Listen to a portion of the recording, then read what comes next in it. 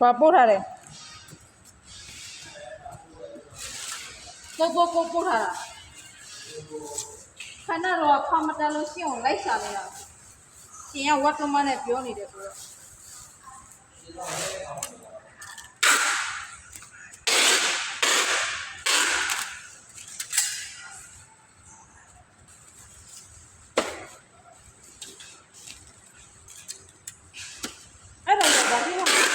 လေးလေးကောလေးတင်းနဲ့မတူဘူးလားကောလေးတင်းနဲ့မတူဘူးလားခောက်နေ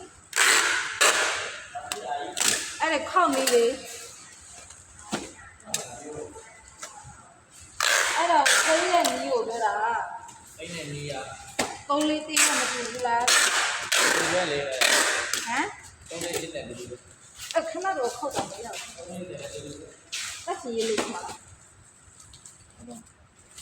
ကြာဗီဒီယိုရိုက်နေတယ်လို့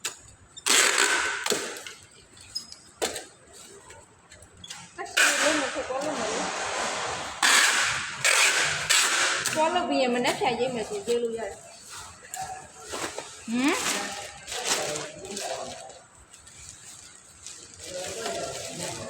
အော်အေးဟုတ်ကဲ့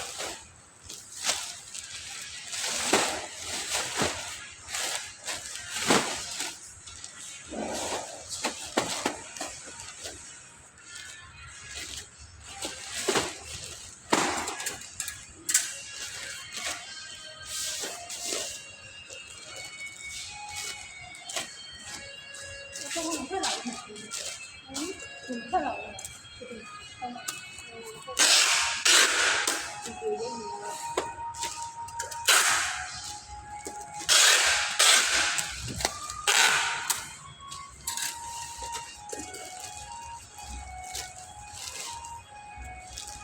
我没进来，都。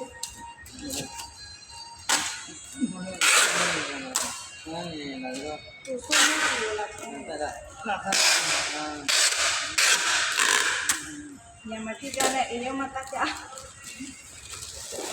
ညီလို့ပြီးတော့ကြအ